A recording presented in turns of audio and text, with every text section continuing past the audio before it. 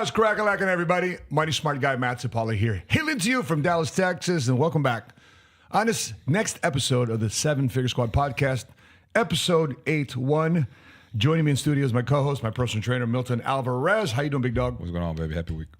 My man. So we have a show packed for you today. Don't buy a car cash. That's right. If you want to learn how to buy a car, it's the second biggest purchase most people make in America. It's one of the biggest drains of creating net worth and liquid cash flow on a monthly basis. And we're going to bring on a special guest to tell you how to buy a car the right way. Second one is best millionaire advice to give to our younger selves. So if you're Gen Z, you're one of the younger millennials, best advice for those of you in your 20s and 30s coming up here on this show. Number 3, how taxes are everywhere in our financial lives, from earning money to spending it on owning things. We're going to have a little diatribe here from Carl Higbee to talk about taxes. Also, Milton's going to cover exercise is the key to longevity. And also, we have a special clip on whether or not this guy is legit, if he's full of crap, because this guy says he's never drank water in 70 years. He never drank water. Not one time. Not one time he drank someone in 70 years. And also, last but not least, we got a topic here. A pastor is roasting gurus selling online courses. What? Well, we're going to talk about that here today on this show of the Seven Figure Squad podcast. So let's start from the top. Do not buy a car cash. Before we giving on our special guest, let's take a look at this clip of this dealer making a quick confession. Let's take a look at this clip. So if you're going to walk in and pay cash for a car, I want to give you a piece of advice. First of all, please do not be that guy that walks in, says, I'm paying cash, I want your best price out the door. I assure you that guy never gets the best price. When somebody says they're paying cash, they do not get the best price on the vehicle, because as a dealer who does thousands of these deals every single year, I know for a fact that I'll give a better price on the front end of the car if I know I have a finance opportunity. So I promise you, the sales manager, general manager, whoever just sold that car for cheaper, they just chose not to because they knew that their opportunities to make income were going to be limited with no financing. So you can think what you want to, but the reality is you did not get the best deal. I'm sorry. Now, maybe you got a pretty good deal if you bought an aged unit or something like that, but I promise you that if you pay cash, you did not get the best price. Go into the dealership and work your best deal on the price. They're going to try to talk to you about financing and monthly payment and all that. All you have to say is, I prefer to work on the out the door number first, and then I will decide how I'm going to transact. I might use my credit union, I might use your financing, I might write a check for the car. I'm not sure. Let's focus on the out the door price, and then we'll get to that point. I promise you, you're costing yourself money when you walk in and announce, I'm paying cash for a car. Anybody want to sell a car today? You are not getting the best deal. Just tell the dealer that you're not sure how you're going to transact. You may use your credit union, you may use their financing. Let's work on the out the door price. Love it. By the way, to verify and validate this car dealer confession, I'm bringing on, I got my own car consultant. Our office has bought Porsches from him, Corvettes, Mercedes, Ferraris. My wife and I just last January, earlier this year, bought a Cadillac Escalade from him. And right now he's going to be hunting down a Maybach for me personally here shortly. But we got Richard Cortez, 30 years in the car business. Richard Cortez, do we have you on? I'm on, Coach. How are you doing? Outstanding. What kind of sign you have behind you, brother? Is that a Cowboys? Hey, look. I tell you what. Look. We got the Mavs. We got the Cowboys. Die-hard Cowboys, Dallas Nation, Coach. Okay. No harm here, man. We're Dallas. We're both the Dallas transplants from Chi-Town, but nonetheless, Cortez, what this guy said on this clip in terms of walking in, beating your chest, talk about, I'm going to buy this car cash. Can you verify and validate that? Is that the best thing to do? Believe it or not, right now, because of the pandemic, even before the pandemic, you had so many dealers, yes, Coach, that would tell you, buying cash, that money is loan money. So it's you better off keeping that cash, using short money, which is your financing. And if you can get a better rate with your own credit union, get a credit union, take your own check, buy your car with your own financing that you already have set up yourself, versus using your cash. You can do cash, but in the financial realm, what do you want to do with that cash? You want that money to continue to grow, but you definitely don't want to spend your hard-earned money on a depreciating liability. Okay, so in other words, it's a big ego chest bumping thing to say, I'm going to buy a car cash. You're better off having pre-financing before you walk into a dealership. Am I correct in saying that? You're 100%. On the consumer side. On the consumer side, yes. Okay, because so let's say now if I'm ready, but that's not what dealers want to hear though, because the dealers want to say, hey, let me provide you our financing. What's the dangers, the opportunities that we have by using a dealer's financing with their relationships they have at the dealership? At the dealership, you gotta go into it knowing that the dealers there are to make money. So with their financing they have set up with their finance companies, they get paid on the loan side with those finance companies. So they're making participation, they're making rate. You may come in at a buy rate, but they're going to participate on their rate and get paid 2 points minimum for doing the financing there. So they're going to want to turn that into their financing all day long. Here's a question I want to ask you. Do dealerships actually require a down payment to buy a car? Absolutely not. Really? Absolutely not. I don't know that. Talk to us. But you didn't know that, did you? No. Crazy, huh? So if you're done with your question, I actually have a follow-up question. Yeah. So, all right, boss. So for someone who's barely starting off in business for themselves, and they're making okay money through the business, but now they're trying to buy a vehicle under their name. Obviously, if you own the business, it doesn't always mean that you as a person is making a lot of money. So, for example, for me, Milton Alvarez makes around $10,000 a year when I first started off. The business makes money, but Milton Alvarez doesn't make much money in the last couple of years. So if I go into a dealership, I have some cash at hand to be able to do a down payment. But if I go into a dealership and look at financing, how would that work if no banks would want to loan me the money? Because again, Milton Alvarez isn't making money. So great question, Milton. So the key is you want to be viable on paper. And what ended up happening is entrepreneurs, whether you're an entrepreneur, solopreneur, when you make that cash, when you're making money, sure, your business is making money. But what ended up happening is the finance companies want to see how you personally handle your bills, how you handle your debt. And even if you're a first-time buyer, they're still going to want to know how much income, because they're going to go credit, right? They're going to go credit first. What is your credit score? What type of lines of credit have established? And then they're going to look at your stability, your income, your stability. And if you're not viable on paper, income-wise, personal, if you don't show any income, then the banks primarily cannot offer financing for you. When you say that, and if they do, sorry, go ahead. And if they do, it's going to be limited financing. They're going to tell you, oh yeah, you go over here looking at a $15,000, $20,000 car, and they walk you down a lot like you're walking in an aisle at a grocery store. Well, we have this one here you can look at, sir. Yeah.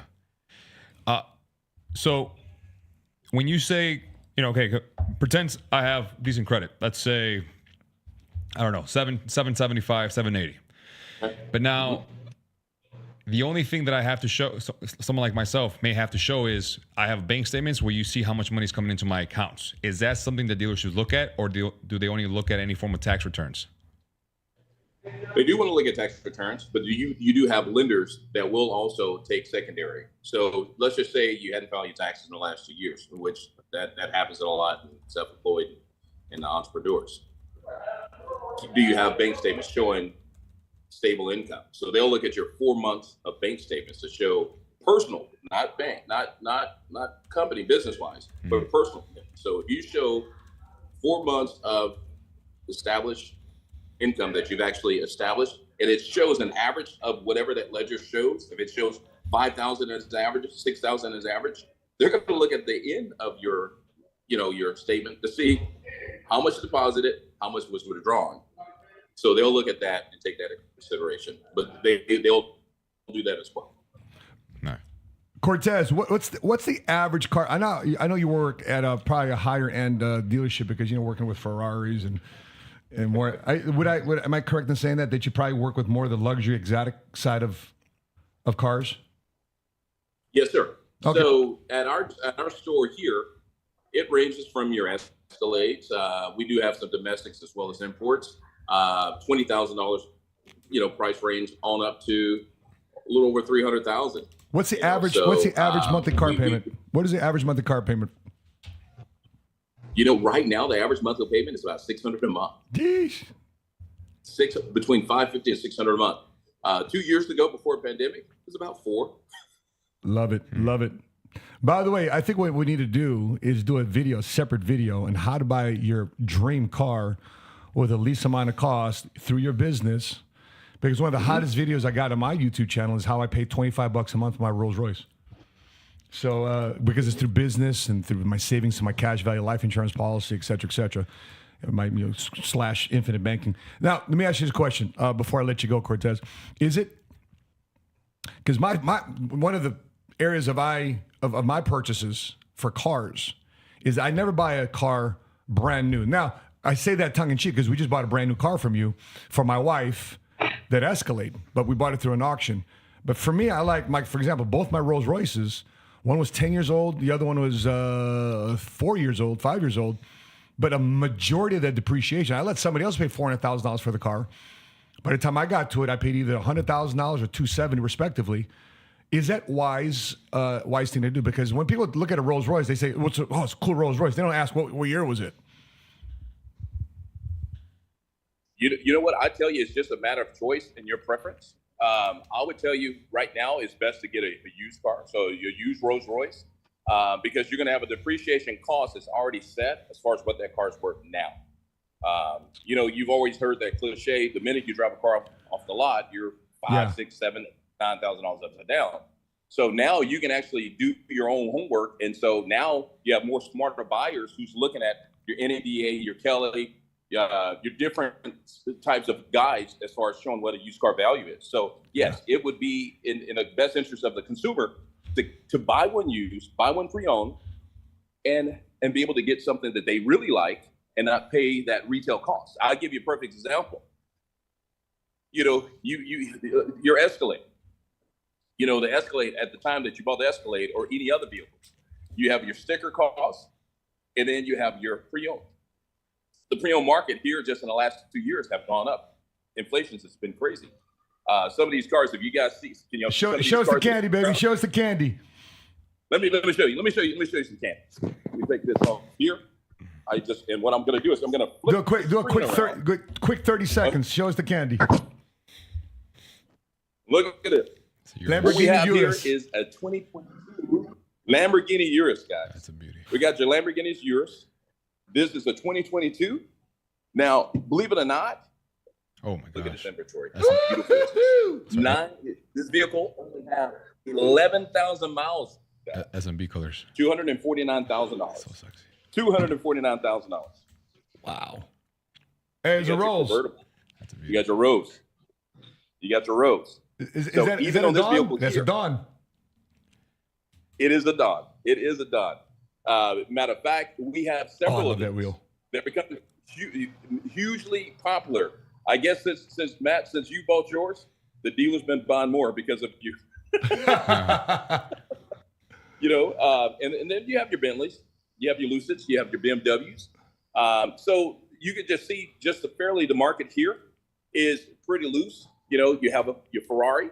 So you got Ferrari, California edition. You got those as well. This is your preference. Your Porsche. So we even have some Range Rovers. Have a couple of G-Wagons. Yeah. Have a Maybach. I love it. Okay. I'm just going to run through this real quick so that way you guys can see. I love it. Listen, we got a lot to cover on the show, man. But by the way, how would you guys like the value? If we could do a separate podcast or a separate video and how you guys can buy your dream car for less than what you think it is, would that be of value to you? Put dream car in the comment section below. Or if you're watching the live chat, put dream car in the live chat. We'll let them know if that episode would be of any value to you. And then we'll bring on Richard Cortez. Rich, we got to do a video together that if the audience here says that we need to do it. Man, I would appreciate it, Milton. I would definitely appreciate that. And then you need to give them a deal. If they want to buy a car, you need to give them a deal. Hey, I'll give them a heck of a deal. A heaven of a deal. A heaven of a deal.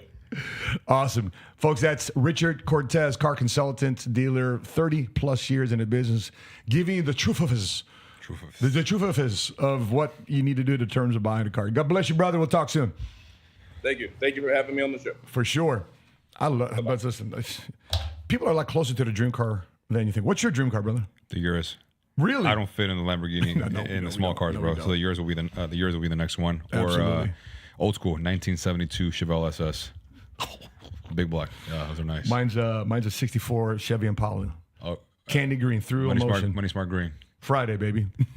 That'd be sick. But what's your guys' dream car out there? What's your dream car? Is it a Mercedes? Is it a BMW, Bentley, Lambo? Are you Ferrari? Are you Rolls Royce? We'd love to know what is your dream car. So that being said, man, we got a lot of stuff to talk about. So one of the biggest ways to derail yourself from becoming a millionaire is buying your car improperly. There's many times I bought a car improperly and it cost me a lot of money. How many guys know that you learn more from your bad mistakes with money than you actually do from your good?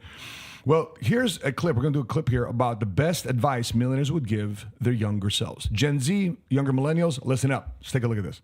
If we were starting from zero, what's the best piece of advice you tell your younger self? Biggest way to kill a big dream is to introduce it to a small mind. Stop listening to fucking other people. I would say don't waste time. Stop fucking listening to everybody else. Scared money don't make money. Procrastination is the assassination of all destination. That was phenomenal.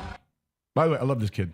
School of Hard Knocks. Think about it. This guy has created a YouTube channel. He's created a Instagram following where millions of people, hundreds of thousands of guys are watching him just going up to millionaires and asking them for their advice. Yeah. Right? Just going to ask him for it. And in the process, not only is he associating with the right people, he's befriending some of these people, but he's getting them exposure. And he may not, I'm not sure what his financial status is, but he's associating the right people. If he's not a millionaire yet, he'll be there soon. So you want to cover some things here about advice you'd give to your younger self? I think for me, it's more on the character side and more on the mindset side. And I got 3 down, and I really had to think about this thoroughly because I remember when I was 18, 19 years old, thinking about going into the fitness industry, Matt. And people were telling me, like, dude, there's no future in that. There's no money in that. You can't make that into a career. Like, there's no way, bro. You need to, like, figure out how to become a lawyer, doctor, or even go into law enforcement, and that should be it. But even prior to that is the number one thing for me is being able to find God at a younger age. The moment that if you find God, if you can seek God as much as you possibly can at whether it's your early teens, mid-teens, late teens, even early 20s, the younger you find God, the more and better direction you'll have on which direction you have to go to. The more grounded you'll be when it comes down to certain principles and values that will keep you aligned to what your calling, your purpose is, and which will help you attain these goals that you're trying to attain. And number 2 is not listening to the naysayers. Again, if I would have listened to all these people, man, I probably still would have been a cop somewhere in Illinois, making around $40,000, $50,000 a year, maybe a little bit more now because of everything, all the prices are going up and people getting paid a little bit more. But I wouldn't be able to make as much impact being an officer. I'm not saying they don't make impact, but as much impact as I could potentially be making right now, doing what I'm doing now. And number 3 is I wrote down here, stick to football and don't drop out, meaning stick to all the sports that you were involved in and not get discouraged because you weren't the best at it, but stick to it so you can build internal discipline. Interesting. I didn't stick to it. I got distracted by a girlfriend. I dropped out my junior year of high school when it comes down to football. To focus on the girl. Wow. Which led to something completely polar opposite of what I wanted. I mean, I had girlfriends too, bro, but I was never distracted by a girlfriend. You know why? Because I was always freaking broke. Yeah. And I never felt that I could take out a girl anywhere. So I had no money. I had $20 a week to take the bus. And so for me, I just like, girlfriend, cool. If I get laid, no big deal. Just think like a typical 15, 16, 17-year-old, but it was never an area of I felt inferior when it came to that. I never would. In high school, I was never good with the ladies. I was never good. I was funny. I was voted class clown. Yeah. I was voted guy with the weirdest laugh, but I was never good with the ladies. Bro, I was making around $120, $115 a week at Jewel Osco. Making like $725. Were you doing bagging? No, I was on the Osco side. You know how that is Jewel and Osco on the pharmacy side? I was doing just the shelving, just putting stuff in the shelf. Stock boy. I was doing that. $7 an hour. And all that money will go to 3 things: gas, phone bill, and girlfriend. That big budget, big baller shot caller. Here's 3 things I would say. Number 1 for me, which I learned from the Marine Corps, is learn how to be a great employee. Wow, employee? What? Are we talking about entrepreneurship? No. If you think you're going to excel as an entrepreneur, but you suck as an employee, you got it twisted. Why? Becoming a great employee shows you that you can honor authority, that you can honor, respect the process of things, that you can honor, respect a boss. Because if you value your boss, you're going to really value your business when you become a boss. Because what happens? If you become an asshole to your boss, guess now when you start hiring people, you think you can be a good guy all of a sudden? No, it's back to character. So number 1, be a great employee. employee. Learn everything you can on somebody else's dime. Expand your bandwidth and skill sets on somebody else's dime. Build relationships on somebody else's dime. And also find a way to partner. For example, I didn't launch my business right away. I was my own self-employed person. When I started launching my business here, scaling my insurance agency, I partnered with Patrick to learn how to build an agency because I didn't know how to build an agency. I didn't know how to become an entrepreneur. I became an intrapreneur before I became an entrepreneur. With that being said, Patrick has some interesting things to say about my wife and I in his recent podcast yesterday. Let's take a look at this clip. One person changes the face of anything, right? Mm-hmm. In our company, I can tell you, Matt Sapaula and Sheena Sapaula changed the game. Wow. Having Tom Ellsworth as a executive in the company changed the game. Moral changed the game. Jen changed the game. Vargas changed the game. I can give names of people that changed the game that I've been in business with, right? Mm-hmm. I've seen it personally in sports. I've seen it in politics. I've seen it in everything. One of the reasons why we are the lowest, guys, this is the smallest military we've ever had since 1940. Okay? Smallest active duty ever. FYI. At a time where we are one stupid move away from World War III. And while this is taking place, we are more concerned about having LGBTQ representation in the military than your safety. Ooh. Wow. Talk about a game changer. Patrick is a game changer to capitalism. He's a game changer to the media. Patrick is a game changer to what's going on in America today. Look how more relevant Patrick but David is being admired and respected amongst the groups. Now, with that being said, here's something about Rocking with PBD. As you rise as an employee, as an entrepreneur, anything you do in life, another level, another devil. If you don't want any haters, if you don't want any doubters, if you don't want any naysayers, don't do anything special with your life. Don't go for your dreams. Don't go for your aspirations. Don't be a hero to your family. You don't want naysayers? Don't do anything. Just be with the average and the ordinary, which goes to your point. You were thinking about making sure that you don't care about the opinions of other people. Yeah. Which leads me to my second point. Talking about faith and God in your life. Because if you have sex with the wrong person, chances are you're going to have a baby with the wrong person. And you got to deal with that person for the rest of your life. You don't think you're going to be in family court, child support court? Was it Rick Ross was celebrating on Father's Day? Here's my last child support payment. Next thing you know, his nasty ex-wife, the mother of his kids, she gets on social media, rags him out, you fat, right? This beef, this battle over online, because mom and dad are still mad at each other. And who's really paying the cost of this? It's the child. Yeah. The child's paying it, because that's the identity that you're building with the child. One worst things parents can do is fight. And so therefore, if you choose the right partner, the better off you'll be in terms of building a life, building a family, building your goals and dreams. It's the life accelerator. Third thing I would say here too as well, learn sales. Perfect your ability to earn referrals and begin your social media content ASAP. And by the way, let me go back to actually, no, we'll do that for next week. Last but I'll say this too as well. If you're wanting to build wealth sooner than later, save early, save often, save as frequently as you can. And learn to buy the biggest purchases that you have later. This thing called delayed gratification. It's not like we made $100,000, $250,000. We waited until $500,000 a year to buy a Cadillac Escalade. It's not like we bought a Lamborghini. It's not like we bought a Ferrari. We bought a Cadillac Escalade, and then it was until 42 years old and I'm born and raised in Chicago. I was 42 years old before I bought my first pair of Jordans. Yes, shoes, kicks, sneakers. I was 42 years old, and I didn't even buy it. Patrick awarded it to me at a conference for being part of the dream team of the company. So these are things that the younger advice you give to younger self. And by the way, for those of you watching this, and you may be a little older right now, and one thing about money is that you look back and say, man, I've got wisdom now. I've got a little bit more understanding what comes to money. What advice would you give to your younger self? Please put it in a comment section. Please put it in a chat. We'd love to know what advice you would give to your younger self. Matt, let me ask you a question based on one of the things you mentioned. You said to be the best possible employee you can potentially be to whoever you're working for and working with.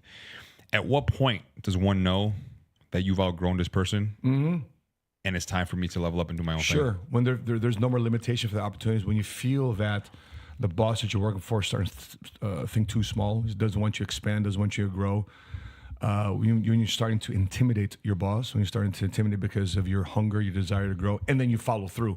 It's one thing to have aspirations and be vocal about it, but it's actually one thing to actually follow through. You're outworking everybody at your company. You're coming in early, staying late. You're asking the right questions. You want to be involved in meetings. The CEO starts recognizing talent. A good CEO will recognize talent. A good CEO, regardless of college degree, no college degree, a good CEO, a good leader will recognize talent. A good sales leader will recognize talent, and it will find a way to create a position for that person. If they're unwilling to create a position for you, one of the questions I get asked on this app called Minnect is that I'm about to, these guys are asking me, hey, I got a great proposal to save my company a lot of money, but my boss may not want me to hear it because, and on top of that, if he hears about it and he didn't come up with it himself, he's going to feel intimidated that his junior came up with it. Yeah. And so sometimes that boss, the middle-level manager is suppressing that talent underneath versus finding a way, hey, listen, let's co-create a solution to bring it to our boss. And we together, middle-level manager, junior associate, who can come together and present it to the CEO or the VPs and find ways to save millions and millions of dollars. But if that boss is unwilling to do that, there's ways, then you got to subvert it because you got to do the right thing for the company.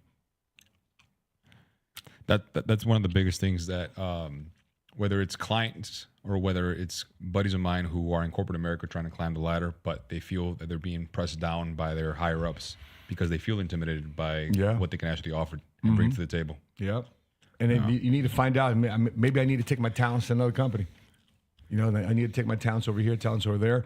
If you've shown documentation that you've attempted to help the company, assist the company in creating value for them outside just doing the average and oriented, normal black and white job description. The standard. Yeah. And by the way, in the Marine Corps, guess what they taught us to do? Never work with just under your job description. You always have what they call collateral duties. Hey, Sapaula, this is your primary MOS. You're a door gunner, but on the ground, you're a mechanic. And in addition to that, you're in charge of EPA. In charge of that, you're in charge of weapon safety. On top of that, you're a combat safety swimmer. Just in case we go to war, you're the guy in charge of guys getting in the water and out of the water. I had 4 collateral duties on top of my primary MOS. So the Marine Corps actually taught me how to become an entrepreneur. Yeah. But through the process of me being a good employee, being a good Marine, right? Be set apart to volunteer for promotion. They call this meritorious boards. I volunteered for this, and I don't want to do that shit. Why? Because we had to compete in 5 different categories. I wanted to compete in 5 different categories because I meant another $50 a month, if I get promoted. I wanted it, and I didn't realize I was being wired for sales while serving in the Marine Corps. Was there ever a moment when you were in the Marine Corps and you were given those duties that you're like, dude, this is not what I want. I don't want to do this anymore. Sucked. But that's the type of work it took for me to get promoted. You either volunteer, you're voluntold. If it wasn't for that, do you believe that you would still have the same mindset that you have now as an entrepreneur? I don't think so. I give a lot of credit to the Marines, man. Yeah. They create structure for me. They put a fire inside of me, that the talent and the fire that's in there. That's why I encourage anybody, regardless of how you feel about what's going on with this woke military. I think leaders need to get into the military, serve our country, because number one, you're going to get the skill sets and the talents, and you're going to compact 20, 30, 40 years of life into 4 years. Stories, experiences, dealing with white, black, brown, Asian, you name it. Because we had one color in the Marines. It was green. Yeah. We didn't treat each other any different from where you come from or how you look or how you sound, who you love, who you pray to. Listen, we got a job to do. And so if everybody's worried about what's going on with the woke military, my encouragement to my 13-year-old son is if you think you're good enough to have a D1 scholarship, and that's what Joe just said, I want to get a scholarship just like mom did, which is awesome. But I want him to be talented enough to also say, listen, if we can get a senator to sign off on you to have an application to the Naval Academy, to Air Force Academy, to West Point, I want you to consider serving our country too as well. And so you not only do you get college paid for, but you get to serve our military as an officer. And people saluting you now. You got respect. I got to salute you now because I was never an officer. So technically, I would have to salute my son. Yeah, that would be pretty cool. Right? What a great thing for me to do that. But next one here. Speaking of the military, taxes. Patrick was just talking about our military, pays for our taxes. So you feel very strongly about this topic. You brought this up. Yeah. Going from not understanding how it was affecting my family on not just my mom and my father, but sisters, grandmas, aunts, uncles, even friends, to coming into business for myself and saying, wow, I'm really making this. This is great money. This is amazing. This is great. To now figuring out that I'm being taxed in every single aspect of my life. Bam, bam, bam, taxed, yeah. And that's affecting the way I can actually help people. I feel the more you get taxed, from what I used to see it as, the more I used to get taxed, or the more I got taxed now, the less I'm able to help and utilize that money, that capital, to do more and be able to serve more. It's so interesting that you say that. because before you didn't really care about it because of what you weren't making real money. No. Now that you're making some real money, now you're aware, oh shit, well, you taking this much money away from me? And how are the roads? Why are you sending this money to Ukraine? Why are you helping these folks? They're illegally crossing the border. Our own veterans and our own disabled. We have so much homeless problems here in America ourselves. People overdosing on drugs ourselves, homeless and starving ourselves. We're taking care of illegal aliens coming across the border. Yeah. And you're the steward of my taxes. Yeah. So you're now starting to have a concern about it. 100%. Interesting. Because you look at it about 10, 15 years ago, I was the guy who, the moment someone said, we shouldn't have these illegal aliens cross the border, I was super defensive. Yeah, I'm Mexican. I'm Filipino. Yeah. Don't do that. Mexican, Ecuadorian. Some of my family crossed over that way, looking for better opportunity, but they're not thieves, they're not terrorists, they're not any of that. Yep. They crossed over the proper way, and some people did the illegal way, which I understand. I understand how for a lot of people that could be, look frowned upon. So I was always the one advocating for them. Like, we need to take care of them. People come here for a second opportunity. But now, fast forward 10, 15 years from now, 10, 15 years ago from that date to today, I think we spoke about this over breakfast a couple of weeks ago, that I do believe that there can be a system or a way for people to come into the country, to be able to serve this country, attain a second opportunity for themselves, their business, for their family in a strategic manner that could benefit the country, but also benefit them. Yeah. So that way it's a short term or an X term term for them here in this country. Serve, make money, and then go back to your country and figure out what to do with yourself. But a lot of people, unfortunately, when they cross, the illegal aliens that I'm speaking about isn't, just the people looking out for their families. I'm talking about the people who are crossing to affect our citizens, to kill people, to the terrorists, steal, the drug lords. That's what I'm talking about nowadays. Because as a Mexican, you see, when you hear the word illegal alien, you automatically reflect and say, oh, Mexicans, when in reality, it's the terrorists. It's the people crossing over for actual damage. Millions of military-aged Chinese men have crossed the border. Millions. Yeah. And guess who the biggest purchaser of farmland has been in the last 5 years in America? Chinese. So that's something to be said, and yet we're not protecting our borders. Our safety of our citizens are not being protected. Listen, this is nothing about being biased or racist. Yeah. It's safety of our family, to know who's... So the kid last night, he was shooting my video, right? I leave my car, my Rolls Royce down as I go into the cigar lounge. Kid looks at me and says, do you feel safe with your car being all open like that? Right? Even he asked me. So he's asking about safety. Do you feel safe not knowing who's coming into our borders? Do you feel safe leaving your house unlocked? You never feel safe with your house unlocked. Well, that's exactly what's going on. So this is why, listen, I don't mind when Uncle Sam takes tax money because I need 911. Yeah. I need better schools, hospitals, roads, cell phone towers, etc. to communicate. But let's take a look at this clip about how our taxes are being dealt with right now. How did we go from fighting a revolution over a 2% tax on a breakfast beverage to what we pay today? And we're taxed on money when we receive it, when we spend it, when we keep it, when we invest it, and even when we die with it. It gets worse. We commute to work to make that money in a car that is taxed again to register on roads we're already taxed to build, fueled by gas that is taxed even further, and many times through tolls that tax you again. Tolls. And that's to maintain bridges and highways and tunnels that already have billions of dollars, taxpayer dollars, allocated to them, and they're still falling apart. And then when you get to your office that is taxed to exist, in a corporation that is also taxed to do business, that almost certainly requires permits and other things, which are another tax, you are paid a paycheck that the corporation must match another payroll tax on top of what they have to pay you. Then you go to a home of which you are taxed to own every single year that we bought with money that the government already taxed us on. Oh, by the way, the more money you make and the more you pay in taxes warrants the government taking more and even higher percentages of your money. Now, if you're angry, hold that thought. Our federal tax code is 2,600 pages, 400 pages longer than the unabridged version of the Webster Dictionary. But if you read that tax law cover to cover and you did your...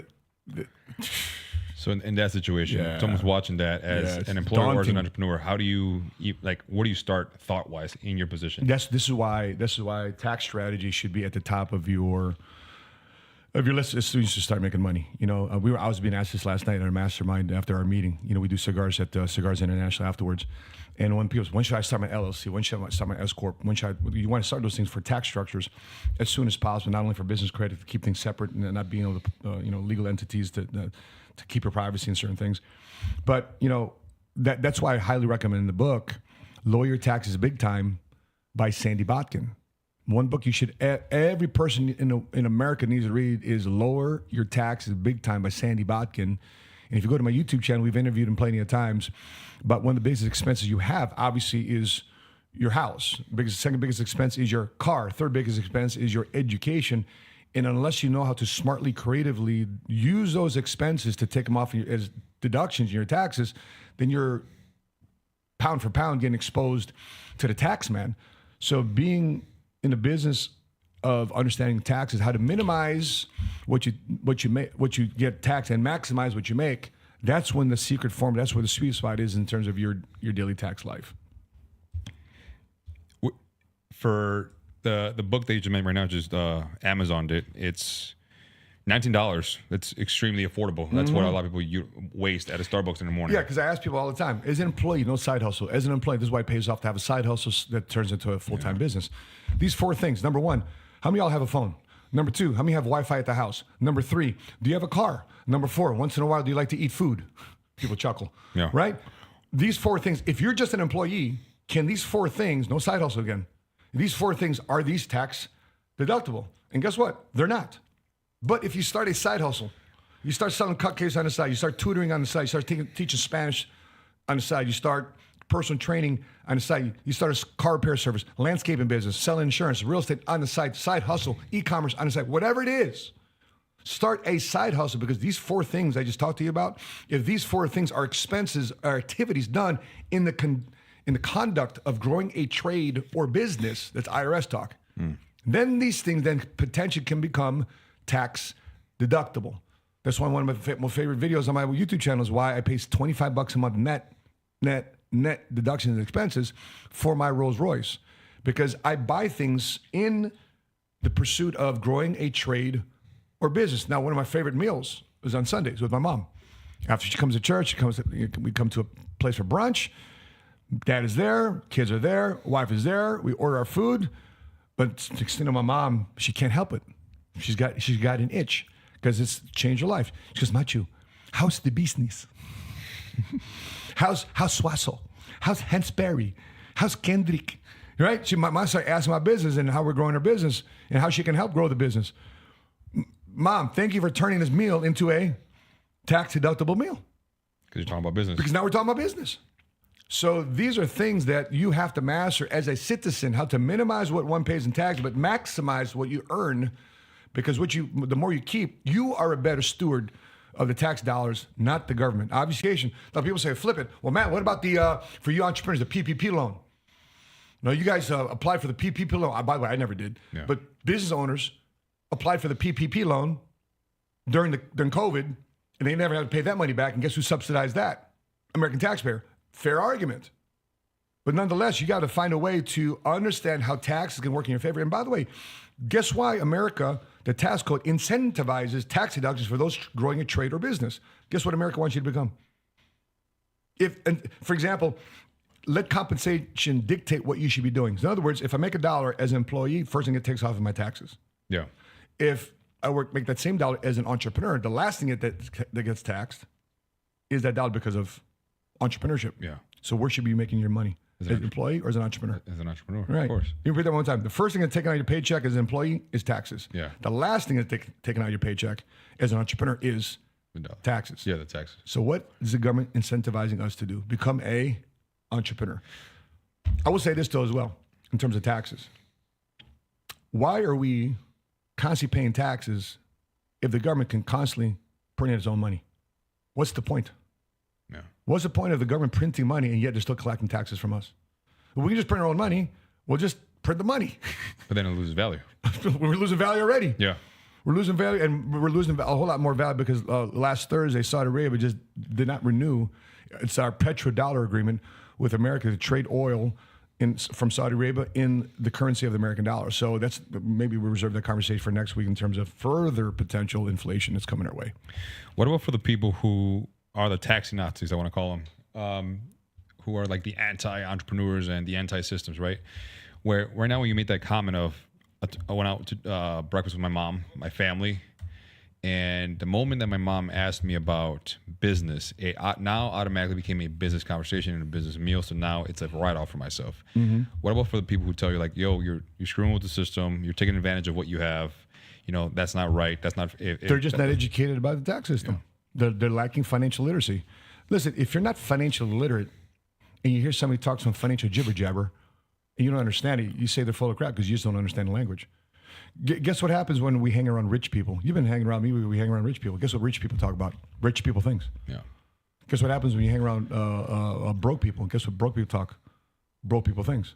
So if you don't understand the language, this financial talk, this conversation about taxes and investments and insurance and wealth creation, this is jibber jabber. If you're watching this podcast and you're the first person in your family to potentially become a first generation cash flow millionaire, and nobody in your family is a millionaire, well, guess what? You're officially the black sheep. You're the person setting yourself apart to be the first person in your family to plant that financial flag, because it only takes one person in a family's bloodline to change that last name forever. And it could be you if you stick with your commitments. But yeah, what I say to those people who think that, you know, just settle down, you don't understand. Bro, first of all, are you rich? Are you getting richer? If you're not getting rich or getting richer, why are you trying to give me advice to settle down and simmer down? I want to get somewhere in my life. Why do you think people in this world do? You know, the Bible even says, amongst you will always be the poor, right? Yeah. Why? Is it because of lack of money or lack of the thought process? Yeah. So because money is a mindset. Yeah. You know, I ask people all the time 3 things. Where do most people access information? What format? How do people access it? If I want to get information, where do I go? Here. This. Exactly. Yeah. YouTube. Yeah. Google. Right? Right. Better one. Where do people get formal education, certifications? Where do people go for that? School. Exactly. Right. Colleges. Trades. Better question. Where do people access wisdom? Yeah. Not a lot of places people can think of. No. It's those associations. It's those clubs. Why do you think country clubs charge so much money to be a part of? Why certain social clubs, X amount of dollars to be a part of? Because there's investment to be around the right people to have those right conversations. Yeah. If people aren't invested, that's one way to invest in yourself, is to invest in better associations that level you up, at least from a financial standpoint. Or not even just country clubs, but like those social clubs that people belong to. Like the Cowboys Club. Yeah. You know, that's a social club. You know, back in the day, they called it the Supper Club. That's who Ray Kroc was part of in Des Plaines, right? Before he started McDonald's. Really? And he took the McDonald's idea to all his buddies at the Supper Club. You think they're already established and already rich. He got to start McDonald's franchise with me. Go watch the movie The Founder. Yeah. With Michael Keaton. And you should see what his rich buddy said about starting a franchise.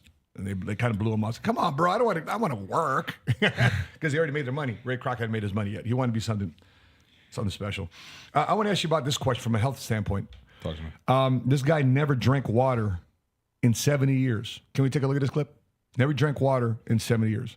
We don't drink no water, no, for 45 years. Water as you know it. Oh, 45 water years. only hydrates. If I have coconut water, I am going to more than hydrate. It's the original sports drink. Coconut water is the most electrical food on the planet. It's the highest grown, and it's 100% water. And if I can do it at 76, not sick, 20/20 vision, look at my skin. brain is Look expanding. At the skin. Yeah. I live where coconuts grow. Coconuts cannot grow in New York City. Neither can I. I cannot grow where coconuts don't grow. So I'm here growing on coconuts. I love it. Rather than blank, empty, bottled water. We want structured water. Don't have me filling up my body with no 8 glasses of water a day. I have a limited capacity as to how much I can put into my Interesting. body. Okay, Joe. Bullshit or not? No. The only thing. Let me touch on the topic that he spoke about when it comes down to plastic water bottles and water. One of the things that I told my clients is, well, number one, don't get into the hype of alkaline water, because the moment you drink alkaline water, there's studies on this. The moment you drink alkaline water, your kidneys filter it and it's just regular water. So a lot of it's hype. Because you're putting your stomach's got acid in it. Yeah. So you're putting alkaline water in an acidic environment anyway. Yeah. So the biggest thing for me, up to my knowledge and from what I've asked and from what I studied, without getting in too much in depth, without me BSing my way through this topic, is your kidneys do filter the water, and then it's just water. But waters to avoid that I do tell my clients, or I call them empty waters, because it really doesn't hydrate you. It just flushes you. Distilled water, drinking water, purified water. Stick to spring water or any water, but you need to add some form of hydration packs, the hydration tablets, whatever the case may be. I noticed that because if I just chug water, you feel full. Right. And you know me, I already have achalasia, so it's already tough for me to swallow. Yeah. You know, thank you, Uncle Sam, Uncle Sam in the Marine Corps. But if I put those IV infusion packs into those powder things, it just dissolves in the water. Yeah. I can chug that very, very quickly. Yeah.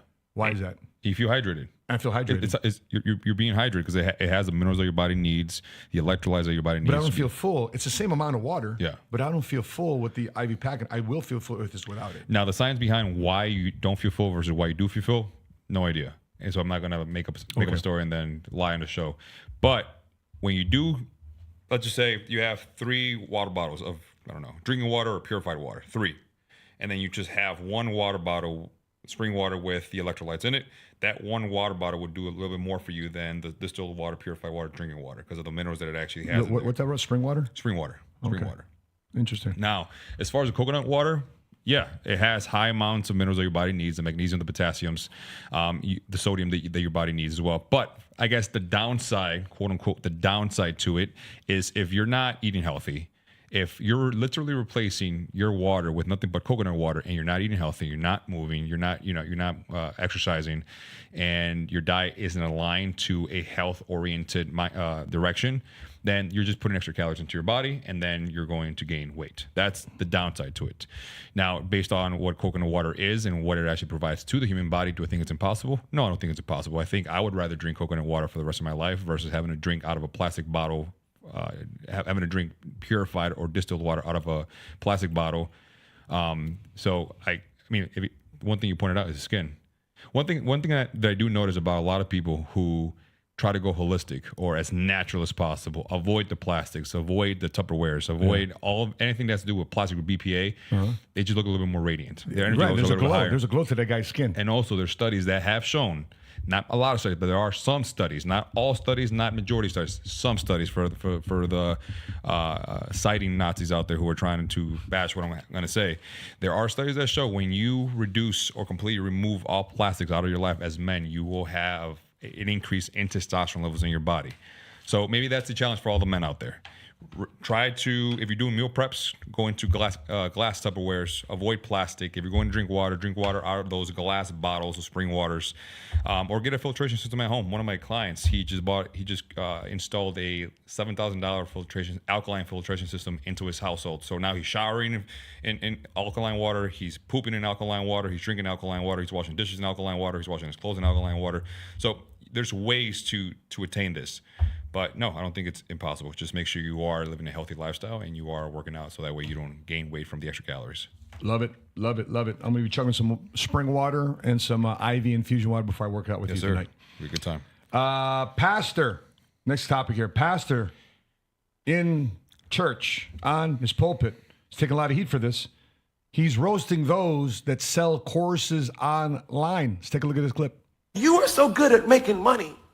Why are you selling me a course to teach me how to make money instead of going out and making $19.95, 90,000 easy payments of $19.95? I will teach you how to flip houses and be a millionaire tomorrow. If you could be a millionaire tomorrow flipping houses, you'd be doing it. You wouldn't be trying to get my $19.95 and having me finance your life, because I'm having fun. I'll go back to the Bible in 2 seconds. But can I just say this? There's no such thing as passive income, y'all. There's income from different places, but it ain't passive. I don't know, passive. No. Ain't no thing passive about flipping a house. You got to go and make sure the contractors don't rob you. You got to make sure that you finish on time. You got to make sure that you get the thing on the market, that you get it rented out. You got to make sure that they don't bust up your house as they're in it. And you got to come in and take all the rent money you got from them just to fix the house. Ain't nothing passive. It's stressful. It'll make you income. It's not passive, though. Yeah, people think that passive income is just set it and forget it. You know, if income was so passive, how come since the history of the stock market, 75%, 80% of the companies that were on the stock market 40, 50 years ago aren't on the stock market today? Because you got to grow a business. You got to continue to evolve and grow. That's where a lot of people don't think that, remember a guy telling him, hey, can you put $60,000 on your credit card and start Amazon e-commerce business? So I could do that. So if you put $40,000, we'll make $60,000, so you net 20, right? So I don't like businesses like that because I'm always dependent upon having to put advertising money. What happens if the advertising algorithm changes? Yeah. And I'm not making my $60,000. I might be making less, right? And unless you know how to organically grow a business, that's why insurance industry, I tell my real estate folks, insurance folks, mortgage folks, don't buy leads. Learn how to build a market. Learn how to shake hands. Learn how to be of value. How about being a trusted advisor? Those things help you become top of mind to people when they're thinking about finance, they're thinking about mortgage, they're thinking about real estate, they're thinking about banking, they're thinking about you because you built a brand around it, not because you're buying leads. But what's your thoughts here? Because you've asked me quite a few times also in your growth as an entrepreneur in the fitness industry. Hey Matt, do you think I should buy a course from this guy? You think I should buy a course? And I've always advised against this because there's guys that make money selling courses, talking about to do the thing that they're selling course about, but then they really do the thing. Yeah. In Chicago, there's a company called Nouveau Reach. What is it today? It's something else. But anyway, I went to this workshop they have every Thursday nights right there in Downers Grove, right there, Butterfield Road in 355. And every Thursday they have a real estate get-together. And so everybody gets together and so excited about investing in real estate. And then they talk about the course that you need to buy so you learn how to take advantage of short sales and fix and flips and creating a portfolio. And then I asked one question to one of the guys because at that time he's making $20,000 a month, the top guy. Right? Sadly, who passed away without life insurance. And everybody's raising money in GoFundMe to help this guy out. But I was asking him, sadly, before he passed away, sadly in a plane crash, I asked him one question. I says, how many of these short sales have you done? Because you're selling courses about doing short sales, about doing fix and flips. How big is your real estate portfolio? You know what he says? I'm working on my first ones right now. So he's making $20,000 a month by bringing this group together and selling them the course of $5,000, $10,000, $20,000 courses. That's how he's making his money. So they're hypothetical courses. On theory. I never want to learn from somebody from theory. For example, when I you may not know this, but I think I told you, but when I came out the Marine Corps, I went to Bally's, and for 90 days I was a personal trainer. No shit. I didn't tell you this. No. So the big training spot was in Schaumburg. Yeah. And the top person trainer. So now all the trainers are there and we learn how to do the exercise together, right? And I become a trainer. It just reminded me of being an instructor in the Marine Corps. And then the top personal trainer comes out to give his best practices and how to be a top trainer, how to sell the most personal training packages.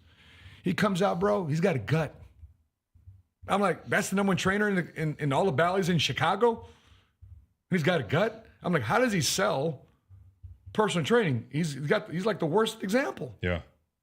But he's good. He's a good salesman. That's what it is. Right? He's right. Good, the gift that we have. So necessarily wasn't learning. But he'd never sell me. Yeah. I'd never buy from him. Guess what all of his clients were? Women. Overweight.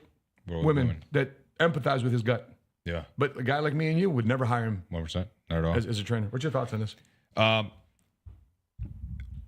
I see what the pastors are speaking about, but I also see why people sell courses. People who've actually done something. Like, for example, Ty Lopez is one of them, right? Yeah. Ty Lopez is one of them from what I've seen. Jeremy Hayes is another guy that I'm actually part of his mastermind, where once a quarter we actually fly out to South Florida. But that's not a course, though. That's an in-person mastermind. So for example, Jeremy, he gives away his stuff for free. Yeah. So that's cool. Yeah. But some people, they capitalize on it. But I guess people pay X dollar. Not so much because they want a certain outcome from what I've seen. It's mainly just to get the short form information and knowledge that it took them X amount of time to attain, and they think they'll be able to attain it in a shorter period of time. Mm-hmm. People pay for knowledge, right? Yep. But do I think that, at least in my world, have I found anybody that I'm willing to invest $10, $15, $20, $30,000 up front for? No, not yet. Because here's the thing. A lot of these people don't give out the actual secret of what it takes to attain it. A lot of people give you the runaround, the upsell, the upsell. They give you that without the actual, like, hey, by the way, what you're trying to become a personal dollars on a month-to-month level. Cool. They tell you, oh, you need to learn how to train, you need to learn blah blah blah, systems. But people don't actually know what systems mean. In reality, what you actually need to become great at is understanding human behavior. You need to be great at sales. You need to build the skills of marketing, and you also need to learn your craft. The moment you learn your craft and you improve and understand what skills you need to be able to push out the trade or service that you have, that's what actually builds a business. But a lot of people don't state that. They just create these PowerPoints, 50-page PowerPoints on how to sell or how to do this, or how to do that, not knowing that the true secret is you need to learn new skills, and it's marketing and sales for a lot of things. I got a course to sell you. It's called The Book. Oh. How I helped my favorite client for 21 years without losing money. Money comes out income tax free. Lives in a $6,000 a month retirement community. Has enjoyed with her son and daughter and grandkids. Who's my favorite client? I'm talking about my book, Gotcha. It's my mom. You can buy my course for 20 bucks. For 20 bucks. Matter of fact, I don't even have courses yet. We give our stuff for free at our office in the PHP agency environment every Tuesday and Saturday for those that partake in our financial literacy courses that we teach every Tuesday and Saturday. But because if it's that good, people should be able to do it and follow through with it, and then you make money on the back end, not the front end. Like it's and on top of that, you can ask yourself one question. Any online guru wants to sell you a course. Have you done this yourself? Yeah.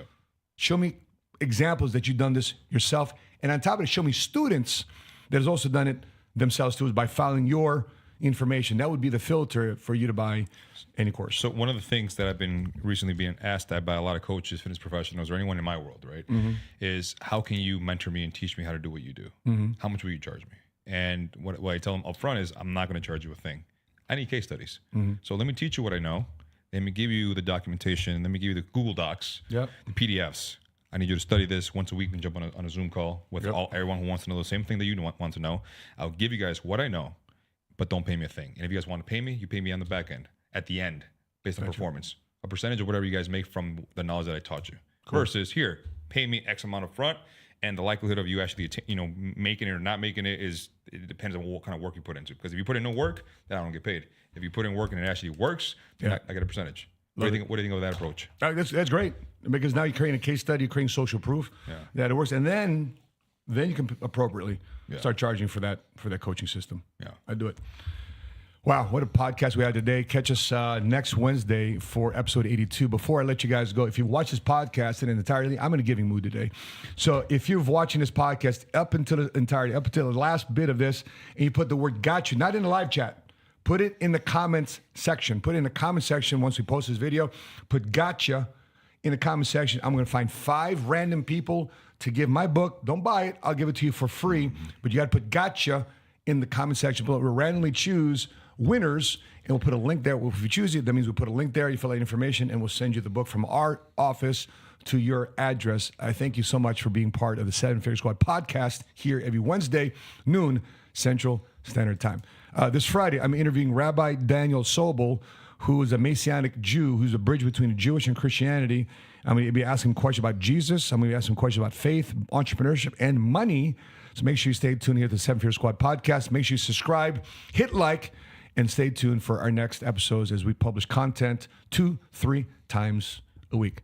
That being said, on behalf of Milton Alvarez, I'm your Money Smart Guy. See you next Wednesday. Till we meet again, continue to live smart, continue to love smart, and be money smart today. God bless you guys. Bye-bye.